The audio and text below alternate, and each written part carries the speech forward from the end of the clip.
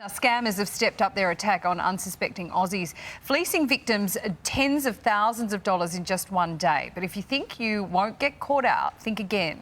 Automated cold calling has helped criminals to rake in more than $1 billion, and that's from Australia alone. But as Sunrise consumer correspondent Sean White has found out, there are a number of simple ways to protect your money. Sean.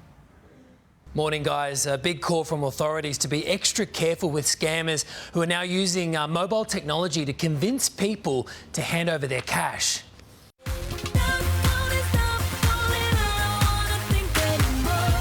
Australian Taxation Office is filing a case under your name for the tax fraud. It's this phone call and automated message, supposedly from Australia's tax office, that's been doing the rounds.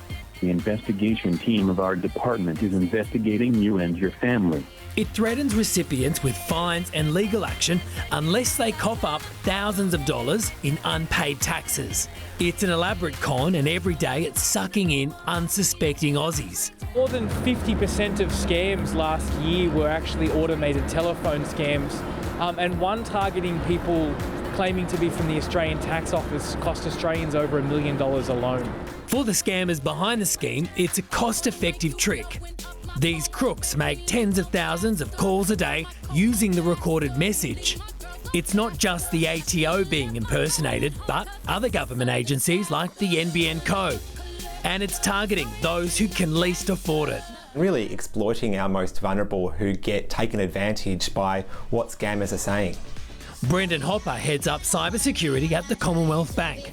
When it comes to receiving cold calls, he says there are some easy ways to protect yourself. Never give out personal details to someone who has called you. Never agree to pay someone who's called out of the blue. And if you suspect it's a hoax, hang up. You believe you've been tricked out of money, contact your financial institution immediately, because the quicker you contact your bank, the more likely they are to be able to help you recover the funds. But for law enforcement agencies, chasing these scammers down can be almost impossible. Often based overseas, the calls go through several locations before landing in Australia. That means tracing them is very difficult. The same goes for their victims' money once it's been sent.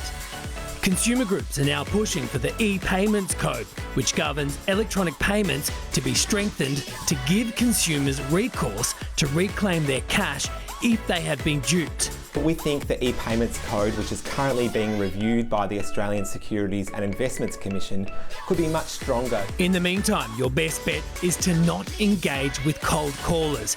Keep your money to yourself, and if in doubt, end the call. Good advice. Sean White reporting there.